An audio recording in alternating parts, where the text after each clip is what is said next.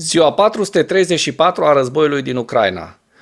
Cu eșecuri militare pe toate fronturile din Ucraina, Rusia face ce știe cel mai bine să facă, dezinformează și manipulează societatea rusă în vederea radicalizării și câștigării favorurilor acesteia în jurul unei noi mobilizări. Pentru care are nevoie de mai multă carne de tun, FSB orchestrează atacuri cu drone asupra Kremlinului, pentru că mărețul conducător și geniu al Federației Ruse, Vladimir Putin, a fost la un pericol de a fi asasinat cu drone ucrainene. Tovarăși, puțină decență n-ar strica. Rusia a acuzat Ucraina că a efectuat o lovitură cu drone împotriva Kremlinului pe 3 mai. Imaginile de pe rețelele de socializare difuzate pe 3 mai arată o dronă detonându-se lângă un catarg de pe partea de sus a clădirii Palatului Senatului, Kremlinului din Moscova, în timp ce două persoane neidentificate urcau pe cupola clădirii. Kremlinul a acuzat Ucraina că a orchestrat un atac planificat cu intenția de a-l asasina pe președintele rus Vladimir Putin și a clarificat că Putin nu se afla la Kremlin în momentul atacului, prin urmare a fost nevătămat. Normal. Se ascundea ca șobolanul într-un bunker, probabil. Toată lumea știa asta. Credeți că serviciul secret ucrainean nu știa că Putin se ascunde la momentul ăla într-un bunker? Hai să fim serioși. Oficiali ucraineni, inclusiv președintele ucrainean Volodymyr Zelensky, au subliniat că Ucraina nu a condus atacul. Potrivit Institutului pentru Studiul Războiului, probabil că Rusia a organizat acest atac în încercarea de a aduce războiul acasă pentru publicul intern rus și a stabili condițiile pentru o nouă mobilizare mai largă. Mai mulți indicatori sugerează că lovitura a fost desfășurată din interior și organizată intenționat.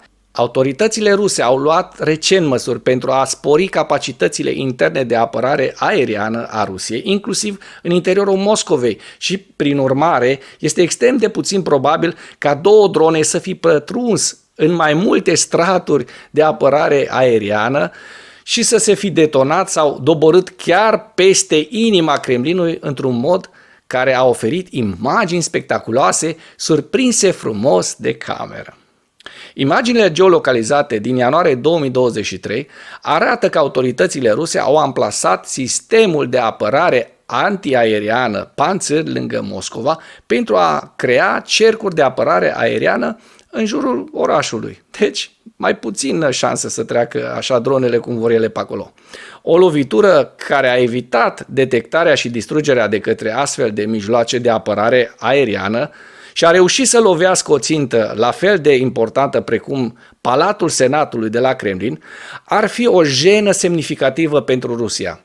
Răspunsul imediat, coerent și coordonat al Kremlinului la incident sugerează că atacul a fost pregătit intern în așa fel încât efectele sale politice preconizate depășesc jena. Kremlinul a acuzat imediat Ucraina că a condus un atac terorist, iar răspunsul oficial al Rusiei s-a unit rapid în jurul acestei acuzații și retorici. Dacă atacul cu drone nu ar fi fost organizat intern, ar fi fost un eveniment surpriză.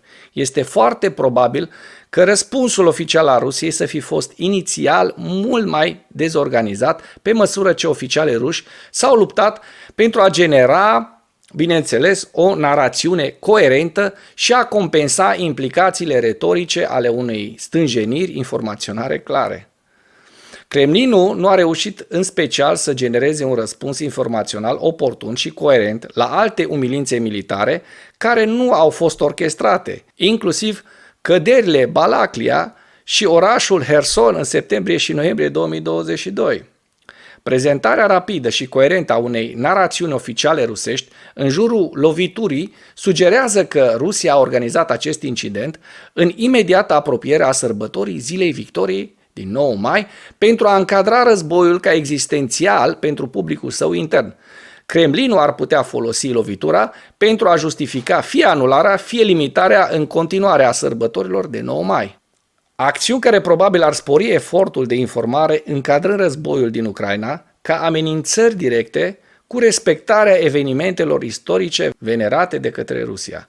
Institutul pentru Studiul Războiului a evaluat anterior că Rusia folosește o serie de manipulări și măsuri pentru a încadra războiul din Ucraina ca existențial pentru publicul intern al Rusiei și pentru a se pregăti, bineînțeles, pentru mobilizarea mai largă a societății.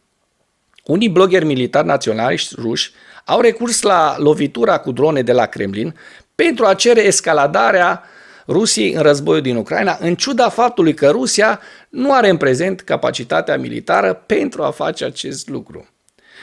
Mulți bloggeri pro-război, inclusiv naționalistul înflăcărat și fostul ofițer rus Igor Girkin, au criticat Kremlinul pentru că a permis Ucrainei să treacă mai multe linii roșii rusești, fără represaliile adecvate, și au cerut Rusiei să escaladeze ca răspuns, inclusiv prin țintirea președintelui ucrainean Volodymyr Zelensky și alți factori de decizie ucraineni.